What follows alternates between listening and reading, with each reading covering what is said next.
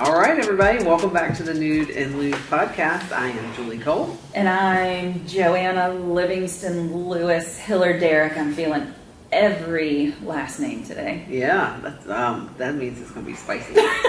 Usually, yeah. It's going to be spicy when you have all of your names. Yeah. I'm bringing all my former lives into this podcast today. Yeah. Well, they're a collective part of the story, right? Yes. Mm-hmm. All the experiences, everything. Yeah. Yeah. The whole lineage. Oh, God. Yeah. Kit and caboodle. Yeah. No. So if you're listening to this is episode 5 of Joanna's story. Yes. Not our 5th episode of the podcast, but we have been doing a multi-part series where Joanna, no, because if nobody Who's watched, Joanna? I know, where Joanna tells her story, especially the story of her and her late husband Mike. So, Yeah. I finally said that right. Yeah. Like, we fumbled through how to say that. She's the widow. Widow, yeah. And so we your late husband Mike, and it's a pretty banger of a story. Pun intended. Man, it's gonna be spicy. I think you and I are both in spicy moods. Woo! So we might have to have Scott. No, Scott will just throw. Yeah, he'll add kerosene to the Yes, fire. he will. I was gonna say Scott might not need to be our throw that Sagittarian fire over here and ignite it. Oh yes. Well, there's an old joke. Are you gonna do a sound? There's an old joke about you and I laugh about Capricorns can only tolerate one Gemini. Yes. And you're my Gemini. Yeah. I won. I win. Yes. What was it? The thing that was like the Gemini dragon, their one Capricorn friend or whatever it was. Like, I can't remember the meme, but we were laughing so hard about it. Yeah, the Capricorn was dragon. The Gemini. The Gemini, yes. Yeah. So, Yes. anyway. He gets such a bad rap. I know. We Gemini. I know. Well, we But can't. really, y'all are the devil. We are fire. I don't know. It's so funny that we're Earth. We're Earth signs. Scott's having fun with his soundboard today.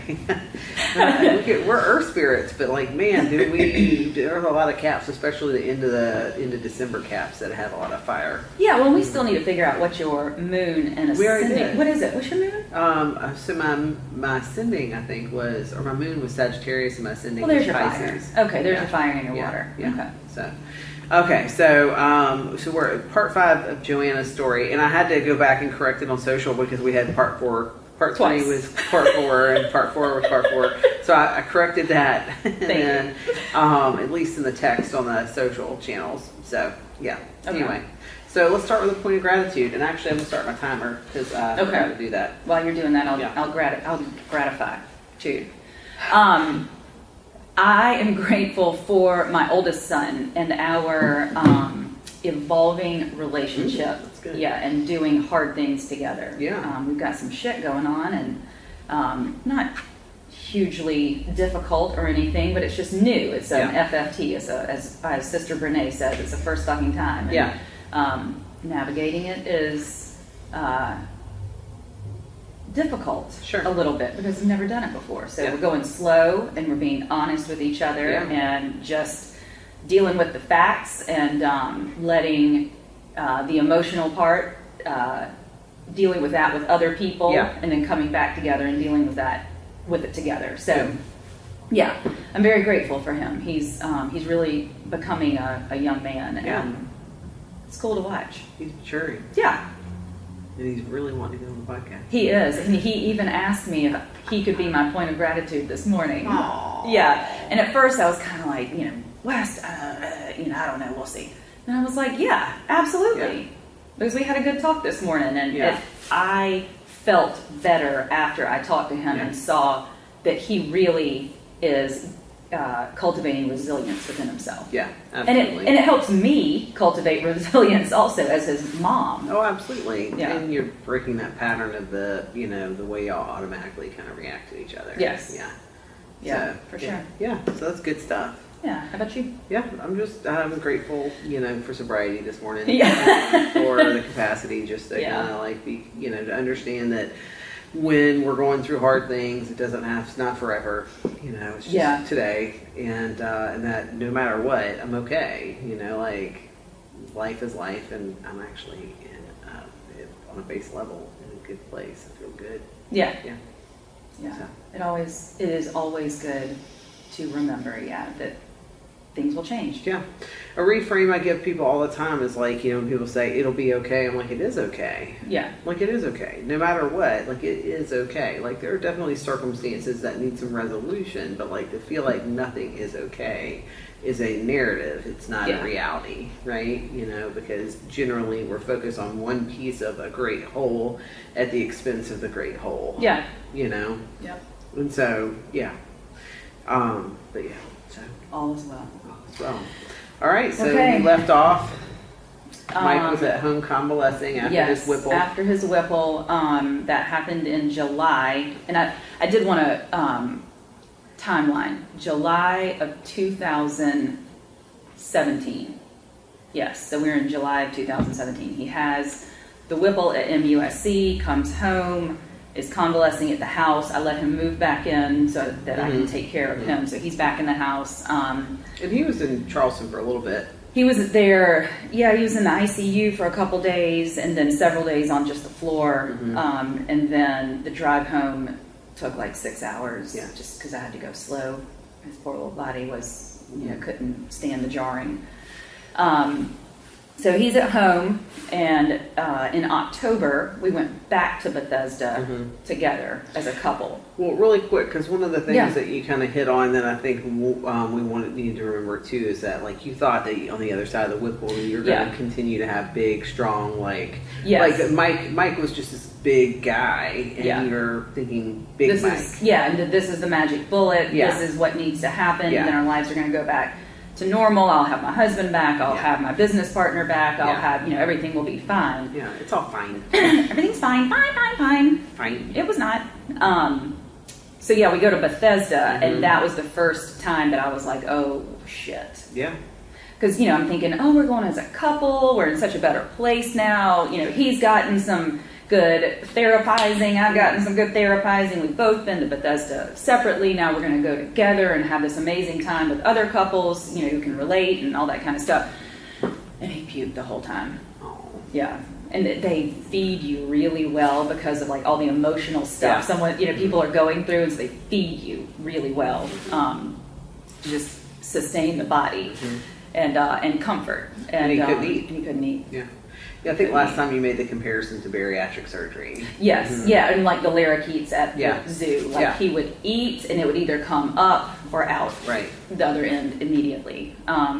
Because he didn't have a stomach to process everything through. It was just going straight into the small and large intestine. Yeah, and at this point he'd only had a couple months to deal with it also, and to come to terms with it emotionally and mentally, physically.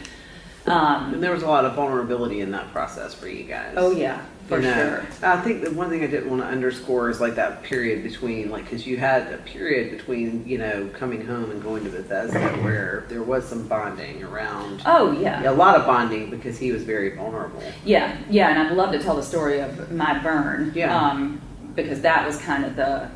So tell it. Yeah, because that was for me. Was that was before? No, it was after. It was the election. Oh yeah, okay. Yeah. I forgot. Yeah, so I remember giving you some of that correct stuff, Yeah. Did I ever give it to you? Correct stuff? The doTERRA, when I was selling doTERRA. I was like, I have this cream that'll solve everything. Oh, probably. Yeah, I don't remember. Yeah. Not. I got a pyramid scheme for you. Yeah. Just what I need. No, but I love that doTERRA. Yeah. Anyway. But anyway, so you're at Bethesda. At Bethesda, the emotional stuff that happens there is great, but it is somewhat eclipsed by his physical inability to eat. Yeah. And he was very down about that. Very, because he's just watching everyone else, bond over food, a meal together, and he'd take a bite, walk out and barf, come back, take a bite, walk out. I mean, I just can't imagine Yeah. the toll that took on him in Yeah. every way possible. For sure. Yeah, so we come home from that, and things are, clicking along. I mean, he's slowly coming to terms with the condition that he is now in permanently, because you don't get your stomach back Right. or your intestines. And things are maybe not getting better, but he's able to cope better. Yeah. And still being the co-addict, I am able to cope better because he is able to cope better. And but we're getting back into life a little bit, Right. And so the election of 2017, is that right? Did we have an election in 17? We have an election in 17. God, you're not listening to us. 2016. Was it 16? Yeah. Yeah, I guess it was. Yeah. Okay. Yeah. Okay, so back that up. That was, yeah. Okay, so in 16. It's the night of the election, and I am sure that it is going to go a certain way. Sure. And I'm steadily drinking wine that night, watching the returns. Colton is still little, and I remember him like getting up at like 11 and wanting, a bottle or something Yeah, like he would that. have been just shy of a year old at that point, Yeah. right? About a year and a half. Year. Yeah, a year and a half. But he woke up for some reason, and I am not drunk, but I'm not sober either. Right. And I make myself. Things are going. The election is circling the drain, as far as I'm concerned. Mm-hmm. And so I decide I probably need to stop drinking wine, and so I make myself tea, and I put I would make this like tea cocktail of like 3 or 4 different teas, and giant mug, boiling water. I let it sit for like 5 minutes to cool off a little bit.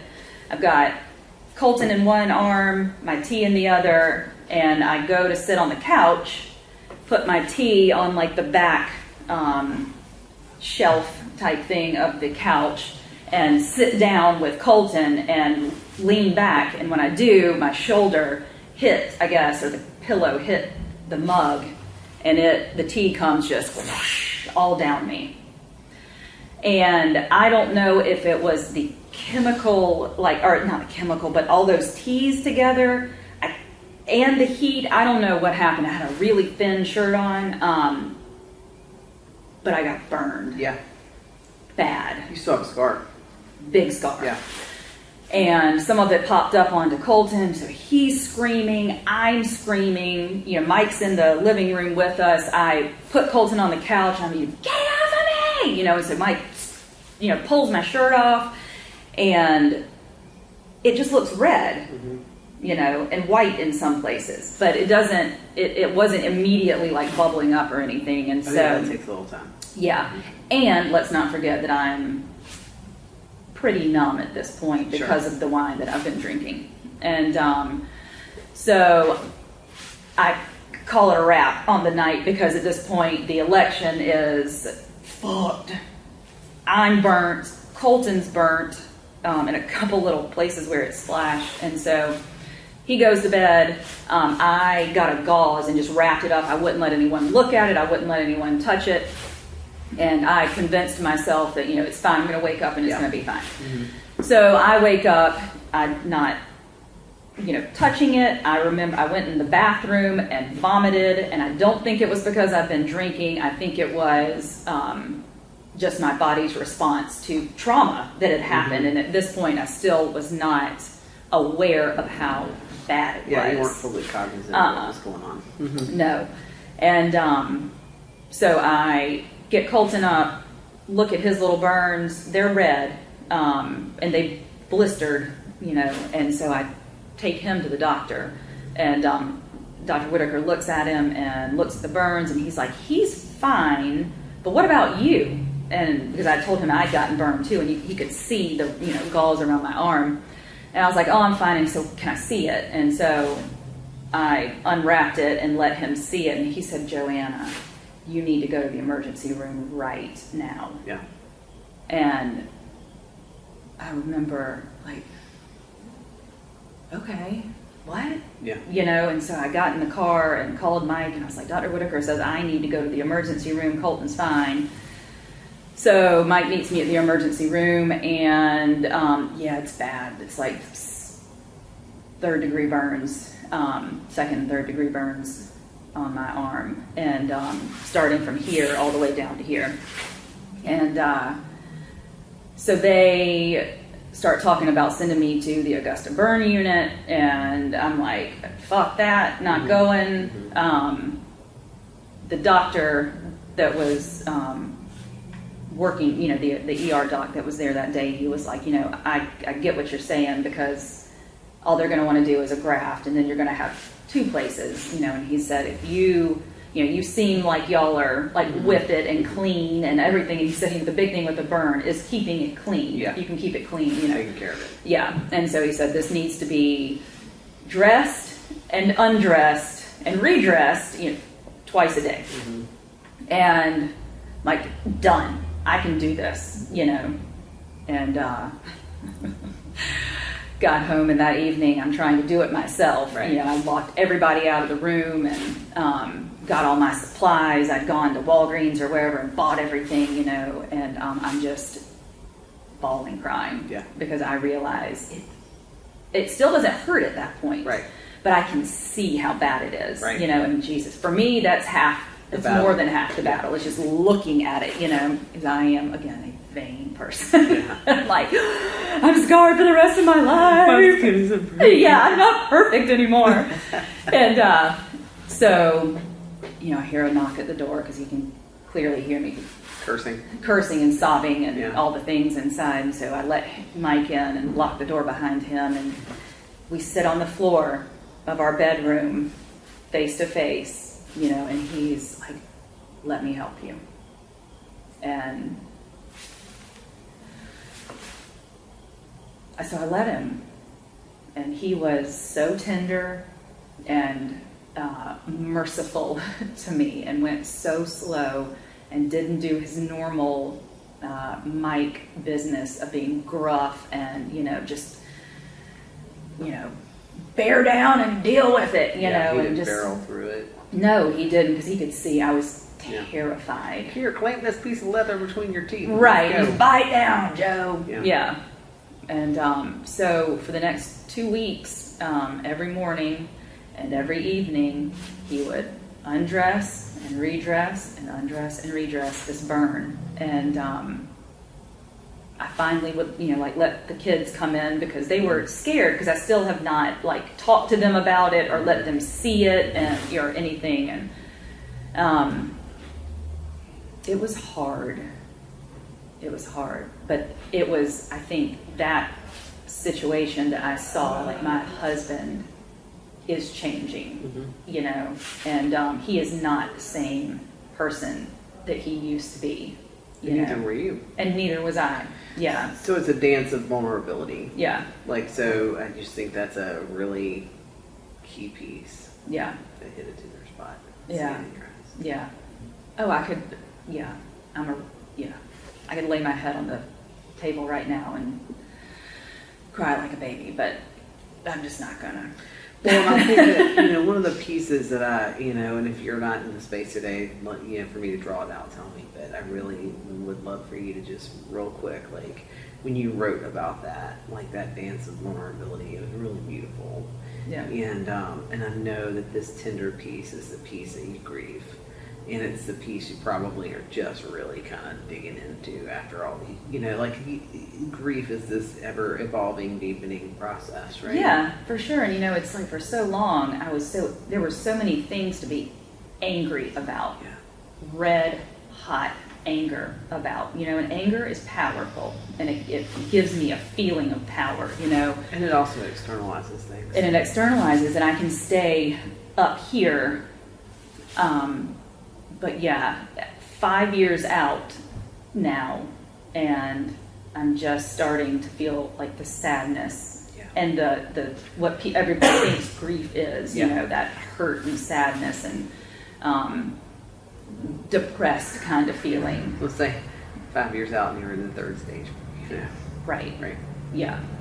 Yeah. And I find it difficult to go back to anger now. So I'm not saying it's like the box is checked on anger, but it's definitely, it doesn't have the power that it used to have. Well, you've also done a lot of letting, like bloodletting of it. Yeah. You know, it's almost like that slow steam piece where, you know, in what happens when we let go of the anger, when we wrestle with our own heart. Yeah. With our own self. You know, like we get to the end of that and then we're left. Like really left to wrestle with ourselves. Yeah. And, you know, what's left for us, you know, whether the partner's gone or whether they're still present, you know, like that's the piece, you know, like, and there is a lot of grief in that. Yeah. You know, it's like, I think I've mentioned this before on our podcast, like I always tell my kids, especially when they were younger, not now so much, they're adults, but like we can get through anything. We can work through anything. We can pretty much fix to some degree anything except death. Yeah. That's the only thing. Like there's no coming back from it. Yeah. He is gone. Right. He is gone. And there's so many questions, internal questions now, not the external ones. You know, I still have those external questions. You know, I'll think of something like, oh, I wonder if that, you know, but it's those internal questions now. Like, what would it be like now? Yeah. You know, would he have stayed sober? Right. Would we have stayed in recovery together? Right. Would things have just gotten better with us? You know, and I don't know. Yeah. I mean, I like to think that they would, but I don't know. And so I'm left with this like huge question mark. And longing. And longing, yes. You left at the high point. Yeah. Like, you know, at the crescendo of the, you know, the change part of the story. Yeah. Yeah. You know? So you have this vulnerable moment with this, like, and I think this is like what I want to draw out of this is we've talked a lot about Mike's vulnerability, but we've talked also about how you kept everything zipped up. Yeah. You know, this burn literally it's like me when I was in labor. Yeah. And I couldn't like there wasn't a self-will piece of me left. You know, I just wanted to clamor and hold on to my safe person. Yeah. You know. And I knew then that JP was my safe person because anybody else who took a breath in the room while I was in a contraction, I was like, please stop breathing. Yeah. Go away. You know, but I wanted him, right? Yeah. That's who I wanted. You know, and it's that piece when like all the chips have fallen and you've got this burn and you can't take care of it. Like you had to avail yourself to him in that intimate moment of him showing up in mercy and softness and you being able to in kind accept that from him. Yeah. And allow him that space to be that person. Yes, and it was almost this like, you know, so much trust had been stripped away, or maybe not even ever there. Yeah. And this was this like forced opportunity to rebuild trust. Yeah, and it took me. He was there for it. He was there for it. You know, but it took me stepping into that space, eye to eye, with him on that shag brown carpet with all the medical supplies around. Yeah. I was the one that had to open up to that at that point, you know. Yeah. It's like, your turn, Joe. Yeah. So. Yeah, because like so much of when we feel like we've been offended against, right, or there's somebody who's got a more grievous offense, you know, every time there's an overt, there's a covert. Yeah. You know, and it's an interplay of over, and sometimes you switch back and forth in one person, you know, and so the part is really like we always have a part we're playing in that. Yeah. Yeah, and you know, this recognition of, okay, hang on, he's doing everything I asked him to do. He's showing up in every single way I've asked him to do. Yeah. Like, there's not much more that he could do. Yeah. Well, that's also the piece where we have to wrestle with sometimes, like, we want to feel better by saying, okay, I'm uncomfortable, so you need to do A, B, and C to make me feel better. Yeah. You know, and then it's like, you know, progressing to the point where you recognize you're like, hey, this is uncomfortable, this is even unacceptable, and I don't have an answer for you for what it looks like to reconcile it, but I got to give you the space to figure it out for yourself. Yeah. Because if I just dictate to you A, B, and C, you're going to check the box and we're going to feel like, you know, but we're reconnected up here. We're not reconnecting down here. And every time, you know, so that's the piece too, is like you have to get to that place where you're like, oh wait, they've checked all the boxes, I'm still feeling pretty uncomfortable here, so what's there left to wrestle with? Well, the fact that I feel like I need to give somebody a checkbox and not allow them the space to work it out, like for me, intimacy is giving you the space to work it out for yourself. I mean, I can still say pieces of it aren't acceptable for me, Yeah. or they're not working for me, or that something needs to give. But like, you know, real love and respect is allowing yourself the space to work through it. Yeah. Yeah. Yeah. Absolutely. Yeah. So Yeah. October, or when That was November. Yeah. November, beginning of November. So then on into 2017. yeah. Yeah, that's when. Yeah. Yeah. Yeah, 'cause that's when he died. Yeah. I'm sorry. No, that's okay. We know he died. Right. Spoiler alert. Yeah. All right. But so Christmas came and went. From what I remember, the fact that I don't remember anything from Christmas tells me that it must have gone smoothly, Yeah. or as smooth as possible. Mm-hmm. Easter rolled around, though, and I love Easter. It's my favorite holiday.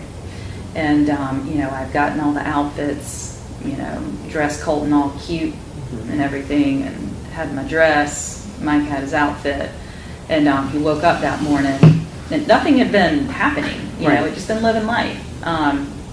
And he's not, I mean, his body is just different. So it's Yeah. all new because Yeah. you're just living with a different body. Yeah, and I mean, at that point, he might have gotten even thinner, possibly. Yeah. You know, I mean, if he was like 150 before, he was probably 140. Yeah, and he was keeping the hair cut shorter and the Yeah. beard cut shorter. I mean, he went from having like the wild hair and the big beard and to like just shaving it down. And, Yeah, he looked like Paul Bunyan, Yeah. and then looked like the stick man. Yeah. Yeah. So we wake up Easter morning, and he is wackadoodle, Yeah. like talking crazy. Yeah. Doesn't know who I am, doesn't know where he is, like something short-circuiting. Yeah.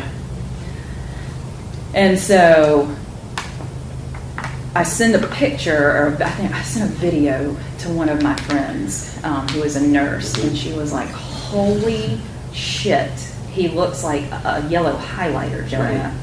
Something is wrong with his liver. And, you know, I think it's one of those things like when you're watching your kid grow up, you don't see it happening, you know, so I guess maybe he was, you know, we were staying at home a good bit at that Yeah. point, you know, and not It's like seeing when you people bring socially. home a kid who's got bilirubin stuff. And Yeah. You've got them on a little light, and you don't think they look like they're orange or, you know. Right. Like, and then you go back and you look at pictures, you're like, You're like, oh my God. She looked like Oompa she loompa. been. I have pictures of Jenna. I'm like, good night. She literally looks like an Oompa Loompa. Yes, yes. And so, you know, she called me, my friend that's the nurse called, and she's asking me questions, and she's like, you need to take him to the ER. And so I took him to the ER, and they either MRI'd him or CAT scanned something, I don't Give it a know. scan, yeah. And they saw a tumor in his bile duct, and his bilirubin was like 30 something. Yeah. Yeah. And they told him, you have like 4 to 6 weeks to live. And so our best suggestion for you is to go home and enjoy Easter.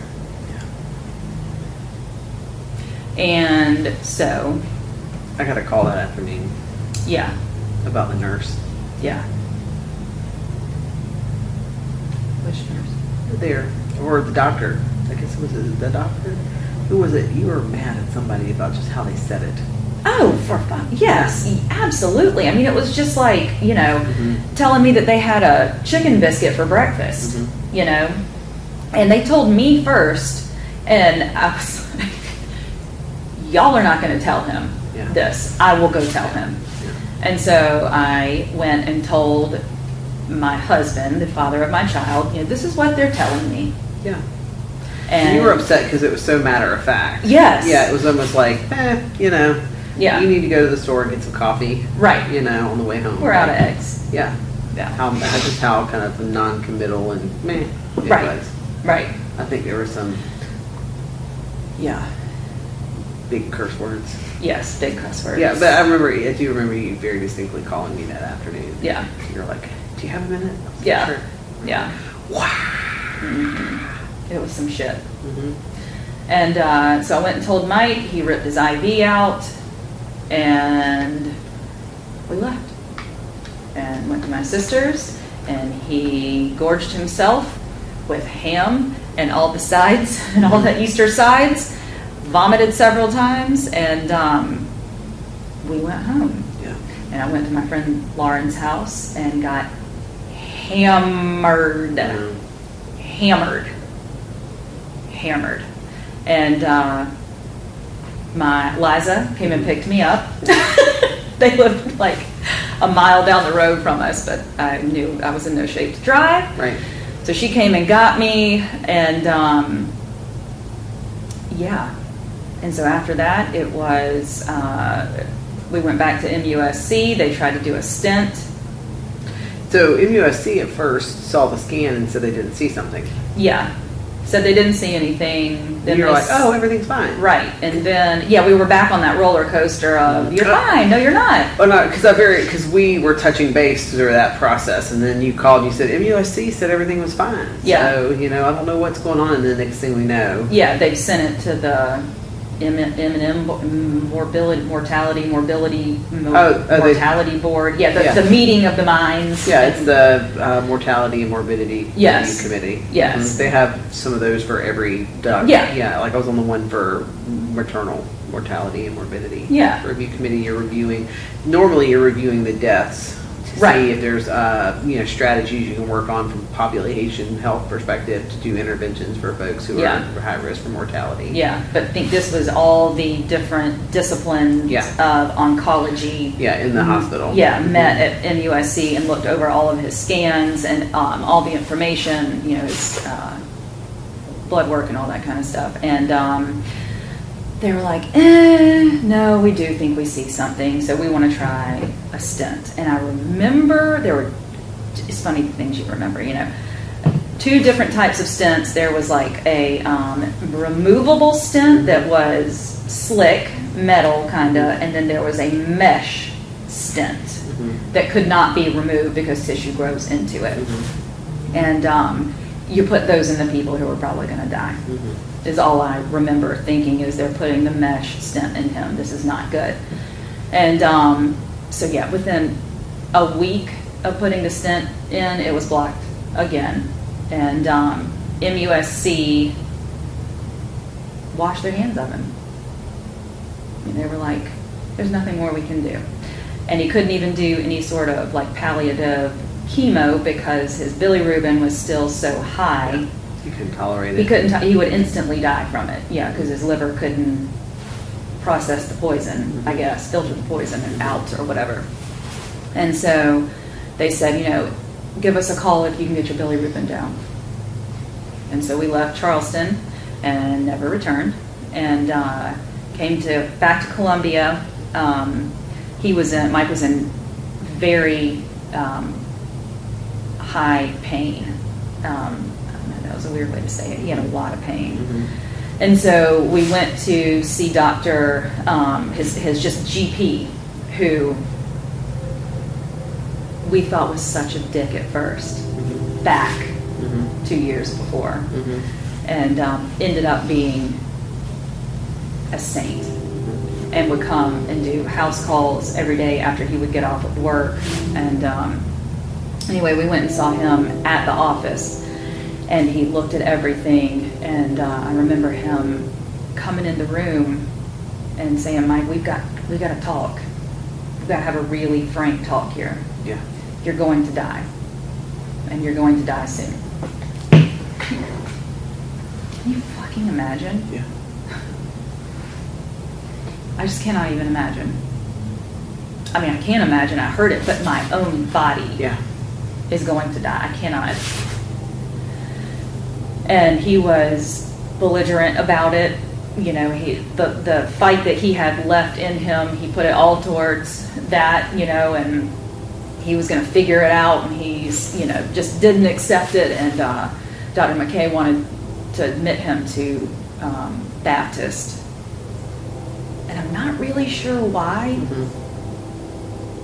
Maybe to try and get the pain under control. I can't really remember, but he said, I just want you in the hospital right now. I mean, maybe he thought he was going to die like soon. I don't know. And so I drove Mike to Baptist, and one of his friends met us there. I think it was Chris, and Chris stayed with him. Well, I went home and got, clothes and toiletries and all that kind of stuff. And we just chilled at the hospital. And there was really nothing going on. Right. They just fed us, and we watched a lot of TV. Didn't talk a whole lot. He came home. I don't know. He was there for like 3 or 4 days, something like that. And we just waited. We waited for him to die. Yeah. And he was so cute. He would go. I remember one evening, I had cooked dinner, and at that point, from that point on, we had people at the house all the time. Right. Which was great. I mean, I welcomed it, and he did too. But he and Chris, his best friend, went to some grocery store in Chapin, and he came back with a box of I don't even know, Fiber One cereal, because he had researched and discovered that fiber lowers bilirubin, and he was so proud of himself. Yeah. He was like, I can do this, I can fix this, with this box of cereal. And old Joanna would have told him every way that was not going to work. Yeah. But the new and improved me, Yeah. it's like, rock on, babe. Yeah. Get it. Give him that space. Yeah. Mm-hmm. Give it hell. You eat that whole box and we'll get 10 more boxes. And so do we have time for one more story? Yeah. Okay. And so I wish I remembered. Let me just tell the story. So Mike and I are having conversations, Mhm. and writing things down. Who he wants. He had lots and lots of guns, and that he was proud of. He built while he was going through chemo and stuff, and he wanted them to go to specific people, and his watches, and just all the Mike liked worldly possessions. Yeah. And he had a lot of them, and he had very definite ideas about who should get them, and who would want them, and all that kind of stuff. And so, and then also just about kids and me, and I was like his secretary, taking down his last wishes. And we would go and sit in his shop, roll the door up, because at that point it was springtime, and so it was nice outside, and we would just sit, and he couldn't tolerate very long periods of talking about it, because he would, of course, get sad, and not want to, he just shut down and not want to talk about it anymore. So this time in particular, we're sitting in little folding chairs, and this truck comes just screaming into the field in front of the shop, and this man jumps out, and he's like, "Hey, I'm da da da da with da da da da da. Y'all still cutting metal?" And I was like, "Fucking A," every bit of piss and vinegar I'm about to unleash onto this man, because it was very clear that he was. To me, it was clear that he was coming into a very somber space, but he didn't get it. Yeah. And after this all happened, I realized he wasn't supposed to get it. Yeah. And so I look at him and I say, "We're not cutting metal anymore. My husband just found out that he's going to die of cancer." Because at that point I'm like, I just want to shock the shit out of him and shame him, make him feel stupid. Right. And he draws back a little bit and said, "Oh my God," he said, "can y'all stay right here?" And we're like, "Well, we're not going anywhere else, dumbass." Just stay here. Just stay here. I'm like, okay. And so by that point, talking was over. And so we just waited to see what the fuck was going to happen here. And hopefully curious anticipation. High curiosity. It was a good distraction. And so 10 minutes passes and we're like, he's not coming back, And so we kept sitting there though, because we were just watching cars, pass by. And here he comes back, screaming back in this truck. And he sets up a card table. He pulls out about 12 different bottles of rum, disposable shot glasses. And he's like, let's drink. So it turns out this man has, and God, I wish I could remember what brand it is, because I would hype the shit out of him, because he's got like rum in South Carolina bars now. Yeah. And did at the time also, was just starting to peak. His brother died prematurely somehow, and his brother's last wish was to distill rum in like either St. Lucia or in one of those islands. And so this man started a rum distillery in one of the whatever foreign island, and had bottled this rum and all of its different flavors, all in memory of his brother, and started a business. And so we had like a rum taste test in the field. Yeah. I don't know. I have not seen that man since. Yeah. And when we were done, he just packed it all back up and said, "I wish y'all well," and left. Yeah. Like, was this guy even real? Right. Right. And so I later that day I like got on Google and like, what the fuck is this?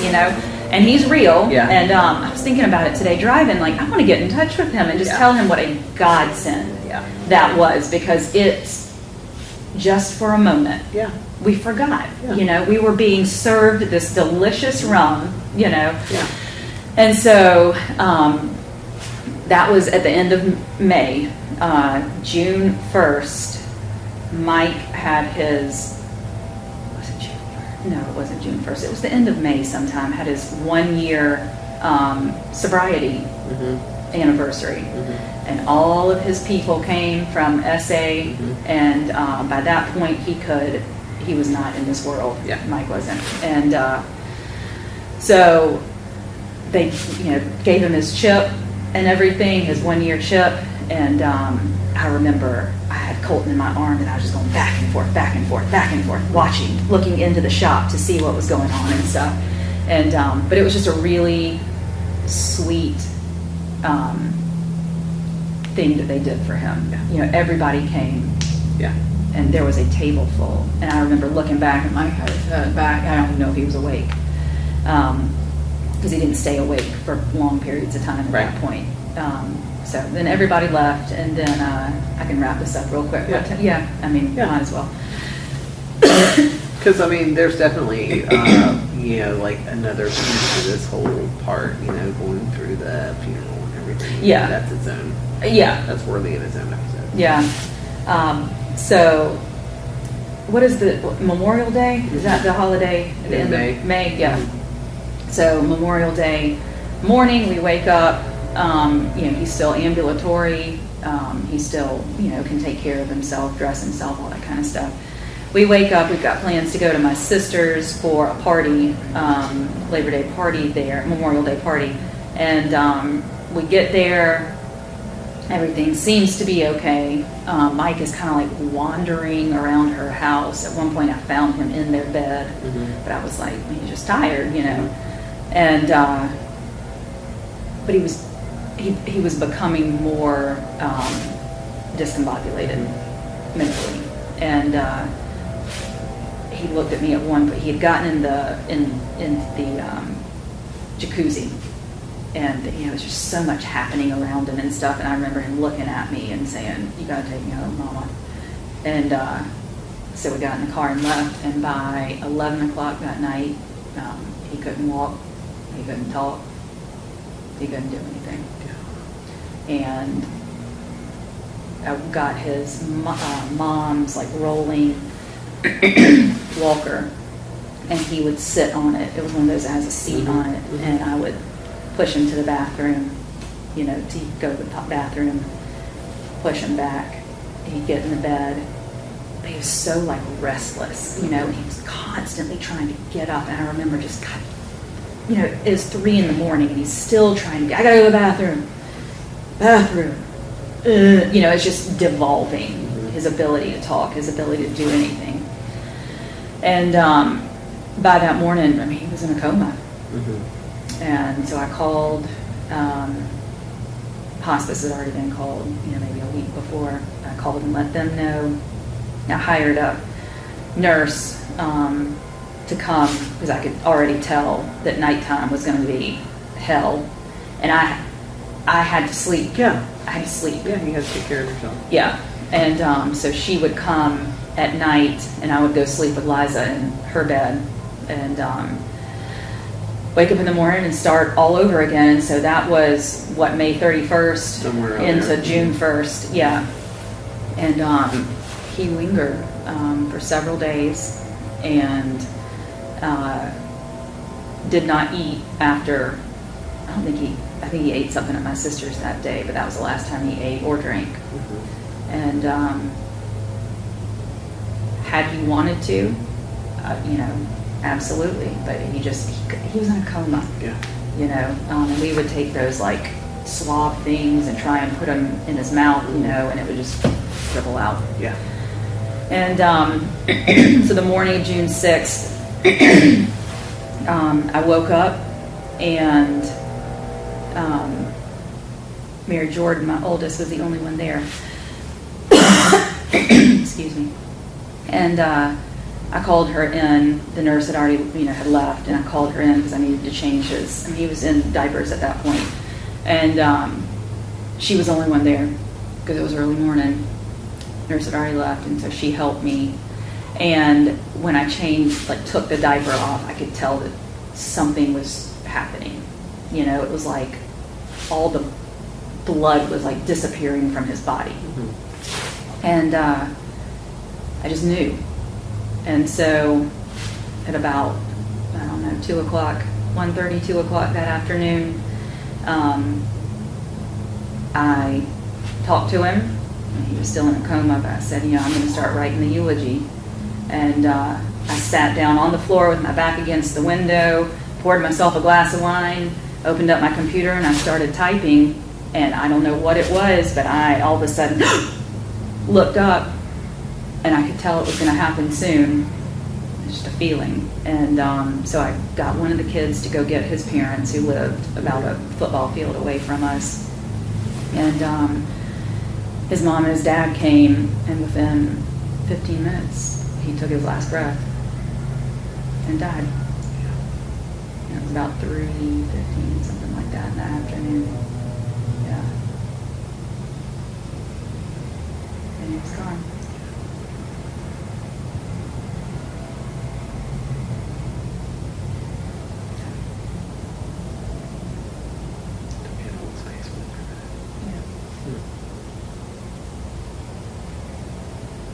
I still think about that time. I look back on it and I'm like, I cannot believe I watched my husband die. Yeah. Anybody die, but your husband? Yeah. The father of your child, it's just. It's a lot. And it still is a lot. Yeah.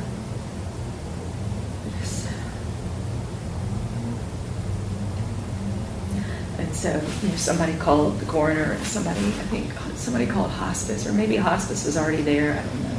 Yeah. But they came and did their thing, and I remember I was so adamant when the coroner came to take his body. I was so adamant. They had parked away from the front door, and so they were going to have to wheel his body out in front of everyone. And the street we lived on was so busy, and I knew he wouldn't want that. And so I got to back up their bumper was in my front, in my room in the foyer, so that they wouldn't have to wheel him out in front of everybody. And he left, and it was over. It's I still think about it, and I'm like, it was like being in a movie, and it's and scene, and it's like, what do I do now? I don't have a part to play anymore. And this thing that I've been doing, this whole thing was this progression of finding a new schedule, and a new, every day was the same. I'd change him at 9 o'clock, 12 o'clock, 3 o'clock, 6 o'clock, and then the nurse would come. And after he died, it was like, what the fuck do I do? It's all I do. Yeah. It's just like, it's so confusing. Yeah.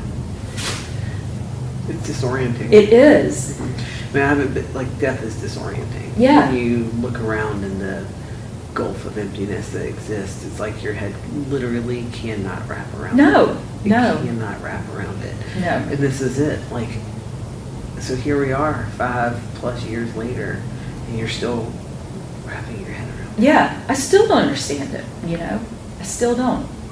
And I really want to pull this piece because grief is something we treat in our society like, oh, well, they died. We're going to put on a bow on it. We're going to grieve for, you work for the state. You get 3 days. Yeah. We're going to grieve for a couple days, and then we're going to move on, and everything's going to be fine. And all the festivities, and we'll get to this, so I won't talk about this part yet, but the festivities, and then everybody exits, and then, so you have the gulf that happens when the loss first happens, and then there's all this activity, and then the gulf happens again, And then there's all the variations of it, the externally to the internal process that you're walking through now, right? Yeah.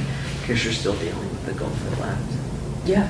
and the disorientation. Yes. And the sadness. Yes. And sometimes it feels like it just happened yesterday. I mean, like, Yeah.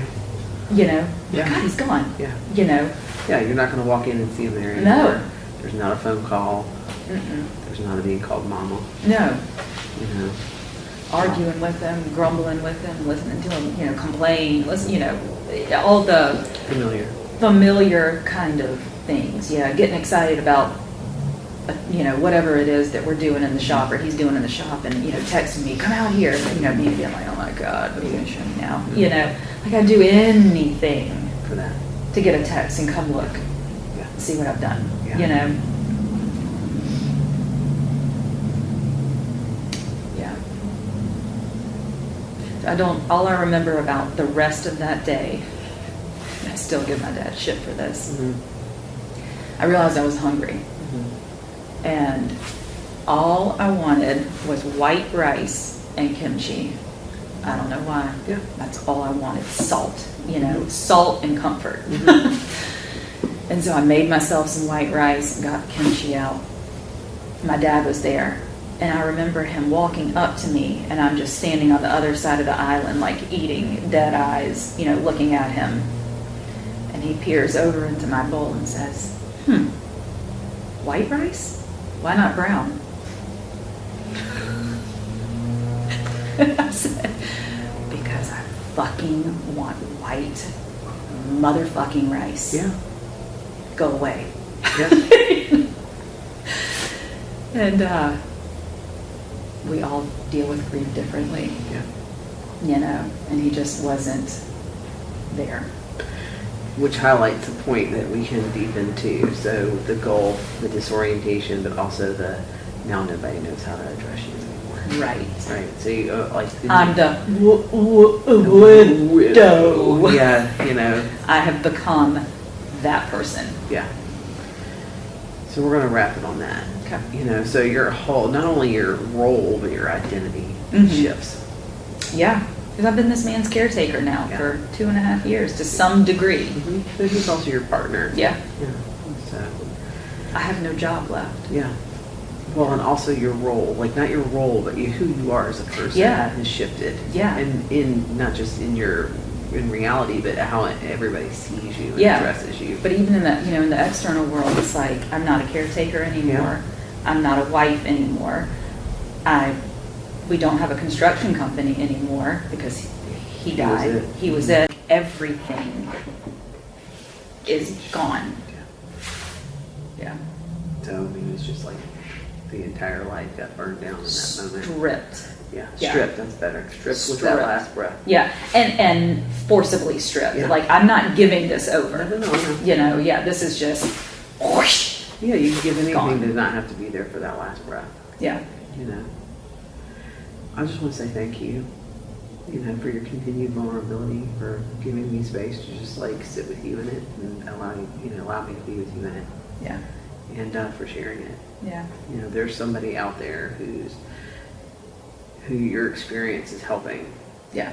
You know, and that's why we share our stories. Like Yeah. it's to let other people know that they're not alone. Yeah. You know, and we're drawing out some of these pieces that a lot of people don't like to talk about not because a lot of people don't, just don't ever get to Yeah. talking about. You know, it's important to talk about it because people need to know that they're not alone and that their experiences are not unique. Yeah, Mhm. and it's crazy because for as much shit as I've gotten for sharing this Yeah. publicly, especially the not so pleasant parts of this, Yeah. I've had several people reach out to me and say, yeah, different pieces of the Yeah. story, you know, but thank you. Yeah, absolutely. Well, it's the vulnerability too. We know that vulnerability begets vulnerability. So Yeah. as you share your story, you give other people the courage to really delve into sharing Yeah. theirs. Or And permission almost, Yeah, you know? for sure. Yeah, not that they need mine, but it Yeah. is. It's this like existential permission that, Yeah. oh yeah, you can do this too. That's right. That's right. Well, everybody, thank you for taking the time to listen with us. You know, and we'll be back. You know, this was a heavy one, and it needed Yeah. to be. You know, and we'll dig into the balance between, you know, hope and heavy Yeah, as we go. yeah. But the death story is always heavy. Whew. Yeah. So thank you for bearing witness with us Yeah, too, thank everybody. you. Thank you, Scott, for everything. We are on iTunes and Spotify. And somebody's got there's a siren going by outside. YouTube, Facebook. So catch us up with us there. And thank you again. Yeah. I would generally try to end on a high note, but I'm going to say just thank you for bearing witness with us and holding space for us to share the heavy stuff too. Yeah. Yeah. We love you guys. Thank you. Thank you. Thank you, everybody.